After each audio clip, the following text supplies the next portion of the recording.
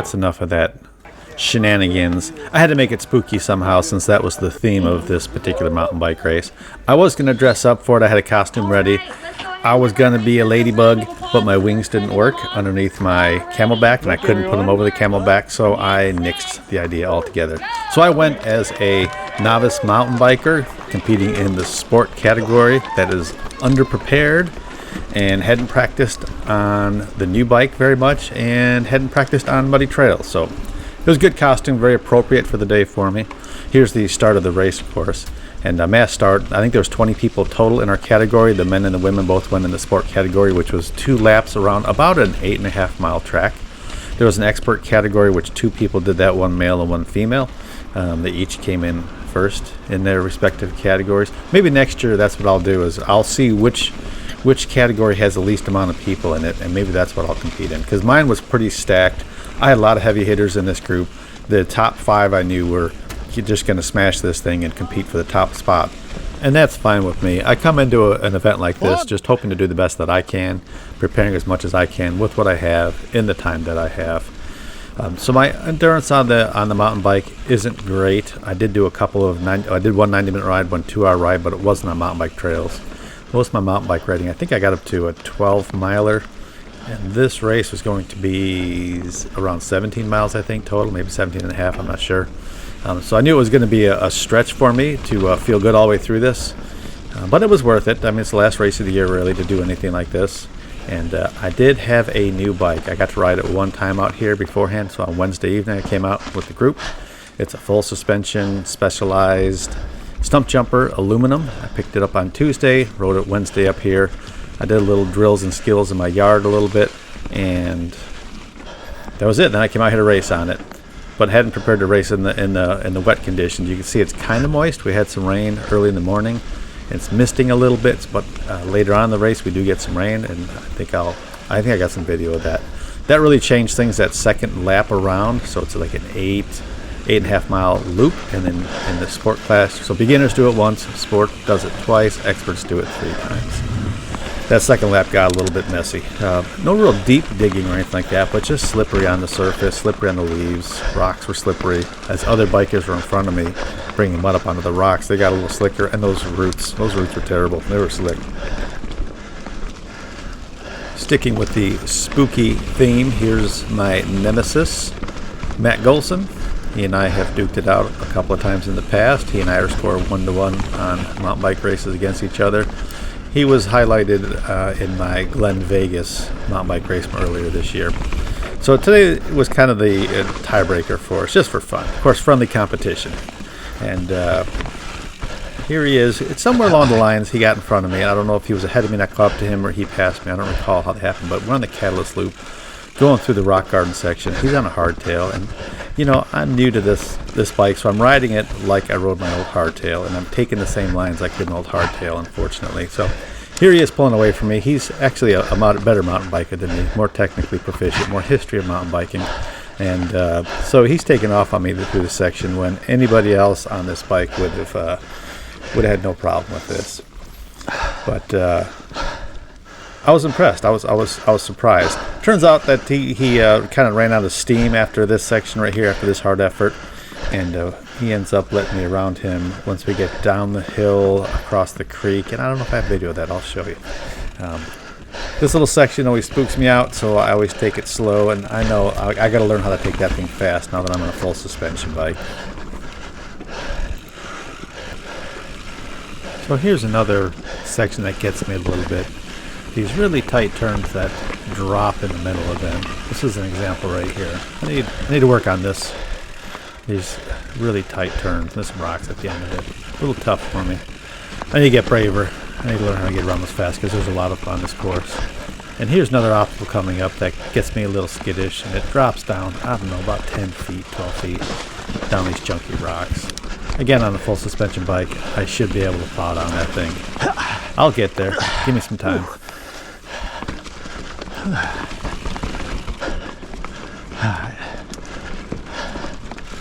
Here we're at the first creek crossing. There's 2 of them in the Catalyst Loop, and we do the whole loop twice, so we cross the creek 4 times total. You see I'm starting to gain on that right here. Yep, call it a win. We're just chatting with each other, Again, we fight tooth and nail to win, but it's friendly competition.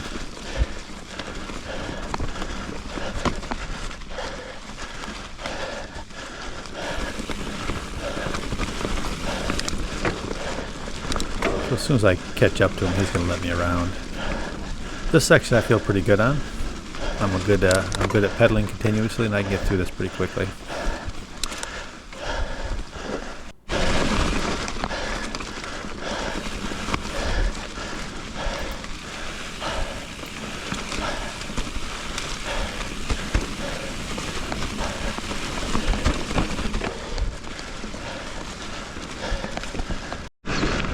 All right, survived the first trip around the catalyst loop. It got pretty muddy, but stayed upright.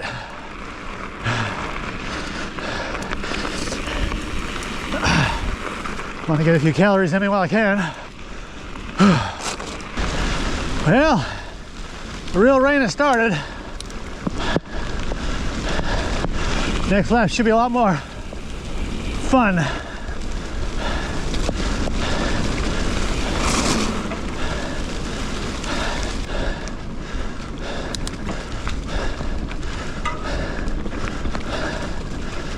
This section of the course is a lot of fun.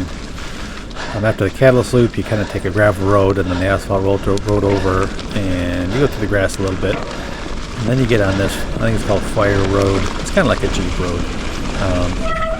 It's fun. It's a slight downhill, and you got a couple of tracks to choose from. Usually one side is rutted, one side is smoother, and you can go pretty fast down this section here. I hate watching this video. I ride my brakes a couple of times, and I really got to stop using my brakes when I'm out biking. Like that.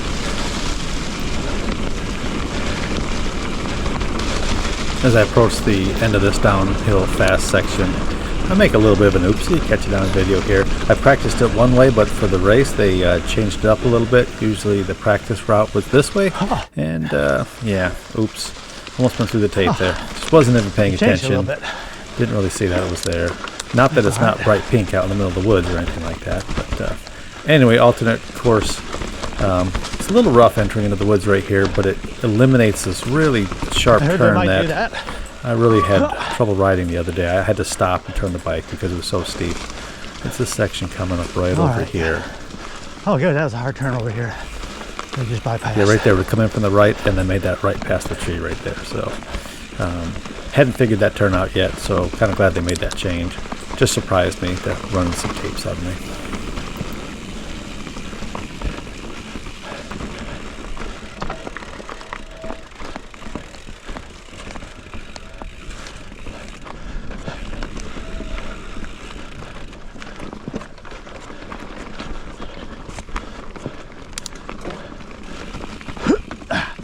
Lean the bike.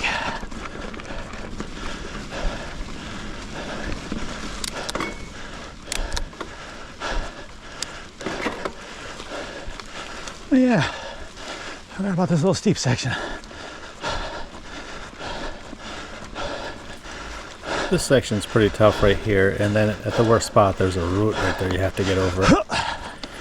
That's worth grunting over. There's another spot in the course. I think I got a video on the second loop. It's like that. You come out of this little creek, and halfway up this really steep section, there's a root right across the trail that you have to power over. I think last time I did this race, I walked that section. Yeah, those are boogers. In fact, I'm sure of it.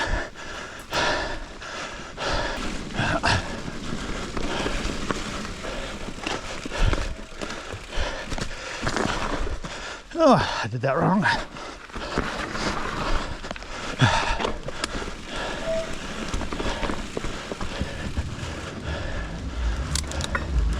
Rocks are so wet and scary.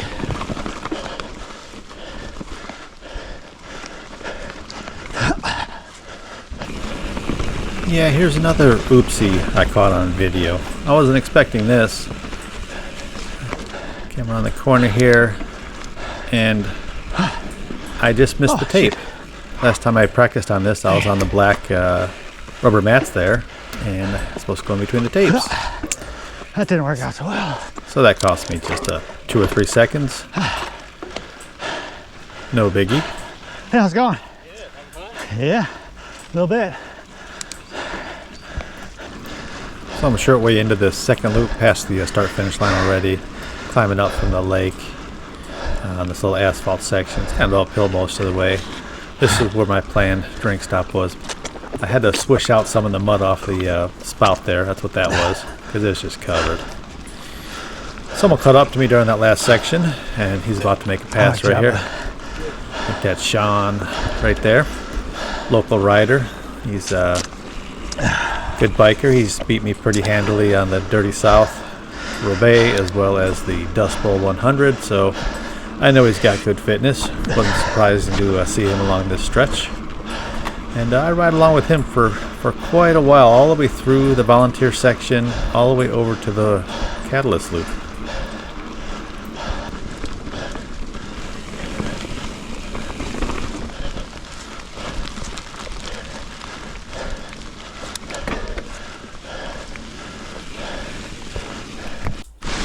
Here's where the second bit of rainfall. I think it rained twice for about 5 minutes each time, maybe a little more than that.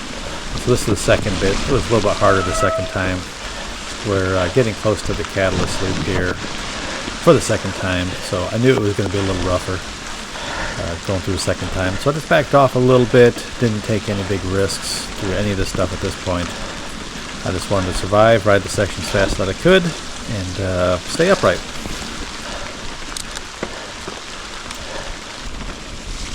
So as we descend into the Catalyst Loop, he pulls over and lets me by. So he's not very technical, and I don't consider myself very technical yet, but that was actually a good thing that he pulled over and gave me the lead here. I was able to pull away from him during this section, and we'll see how that works out at the end.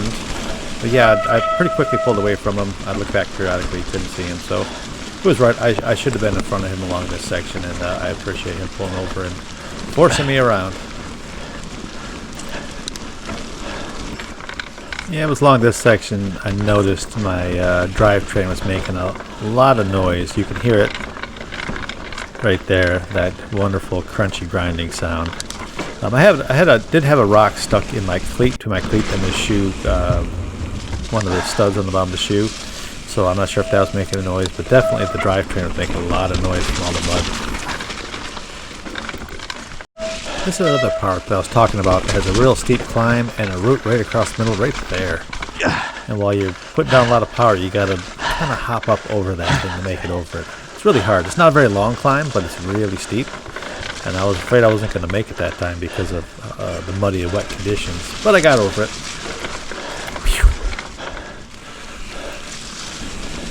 So coming in here to the other creek crossing, I've shown that first one twice. Haven't shown this one yet in video. And this one's pretty tough on the other side. Where are my brakes? Anyway, gotta hop this little wall section here, and it's tough. And I was a little worried about making it up there in the slick conditions, but I made it up. Those tires were great. They held up well. So I want to sneak in. So my water bottle down there, I have 300 calories in that. I have a Camelback on for water, but this is fuel I'm trying to get in. I thought, let me try to squeeze a little in real quick. And that was a mistake, right? Trying to do that while you're cruising down the trail, it's difficult to put the water bottle away. That's why I wear the Camelback, and I try to use the fuel in my water bottle only at certain places where I know I can grab that thing. There's my Camelback. Oh, this climb was hard for the second time today. Slippery. These little steep switchback sections, you just got to put down some power and keep your tire planted on the outside. I'll show one more of those little steep curve sections. They go up steep. And you just got to kind of full throttle it around them to get over them. I was pretty gassed by this point of the ride.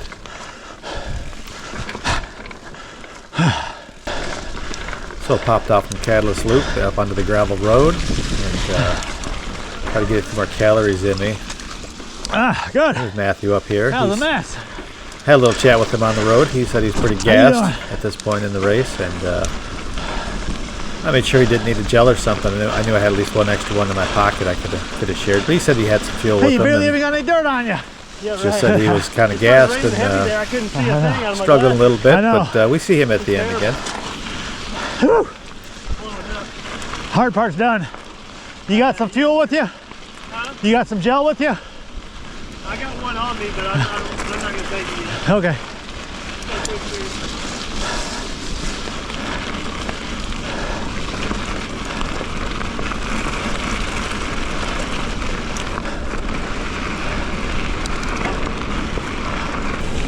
We are coming back down that fire road. You see this log across the trail, I got a bunny hop. Now on the first lap that was not in the way like that. I was able to squeeze between it. So obviously someone hit it somewhere ahead of me. Oops. Yeah, I went a little faster this time until I started sliding around a little bit, and that just kind of startles me, and I'm not here to hurt myself at an event like this, so I back off a little bit later. Woo! Lick! Alright, I'll back off a little bit.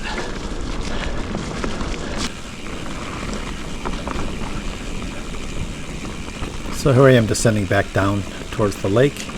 You can see I caught up with someone here. I'm not sure who that is when I come upon them. Turns out her name is Sydney. She was in the expert class, and so she would have started 15 minutes before our group did. She's finishing up her second loop here. You know, a couple years back, maybe a year ago, I remember seeing a trainer road video, and when they're talking about, they're giving advice for beginning mountain bike racing, and one of the things they said was, when you catch up to somebody in a mountain bike race, you need to immediately put in the effort to pass them as soon as you can.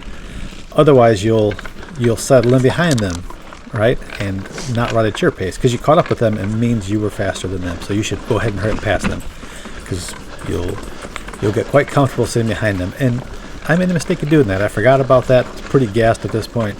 So I settled in behind Sydney. I chatted with her just a little bit, and I think that was an error, and I'll explain why in just a little bit.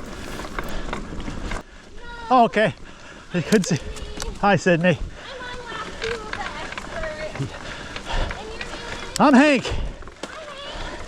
Sydney, you're on my GoPro. GoPro friend.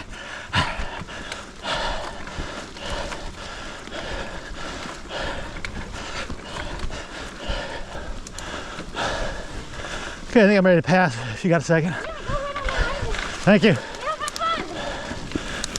So just as I'm making that pass, I hear a grunt or a cough or something from behind me. Someone had caught up behind me, and I kind of knew who I was riding with for the most part, in front of, behind, etc. And I wasn't sure who caught up behind me all of a sudden like that, because I was looking back once in a while. Hey. And it was a guy named Luke, who I'd never heard of, didn't see him anywhere else on the race, and ready to pass? He came up behind me really quickly. Okay. So I knew he was doing well, so I let him go ahead and pass me. Thank you. Sure. You know, the lesson here was I should not have slowed down behind Sydney. I could have gone faster, but I was catching my breath. It felt good to relax a little bit. And oh, you made it. I probably shouldn't have done that. It gave Luke a chance to catch up on me pretty quickly. I don't know if I'd have gotten away from him too much longer because of the pace he was going.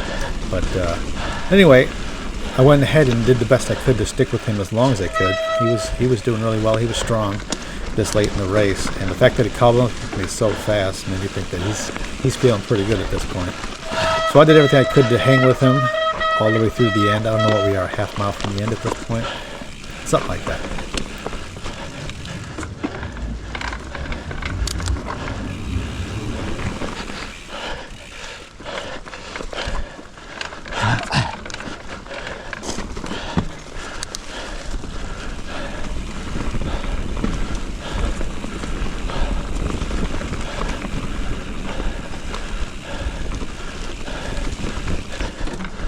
So at this point, I am fully gassed. I did everything I could to keep up with him, and I was successful to this point, but we start pitching uphill towards the finish line, and he's clicking up the gears, and he's picking up the pace, and I'm struggling. I've got nothing left. My leg's completely flat.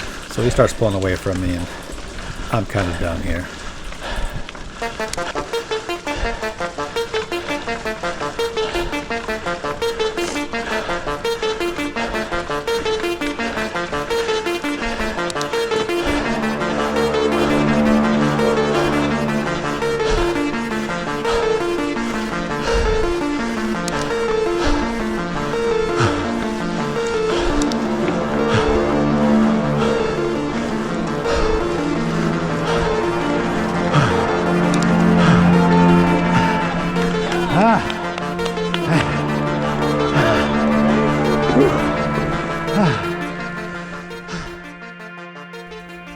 Just had enough time to get across the line. We turned back, and here comes Sean. So a little bit further, he would have caught up with me. We had a little easy stretch there that was not too technical. He's definitely a strong biker. So he was gaining on me again there at the end, obviously. Had a great time. So glad that I got to do this race. I added it on the end. It wasn't in my plan for the year, but it was a good opportunity to have some fun, and really, really glad I did it. The new bike is fantastic. It's the Specialized Stumpjumper aluminum. Great setup. Really enjoyed it. I've got a lot of work to do to be very proficient on this thing, so heck, I guess I have something new to shoot for next year, which is be a little bit better on the mountain bike. Hope you all can join us next year for any one of the races in this series. They are fantastic. They're a fun time, great environment, well organized on a great course. See you next time.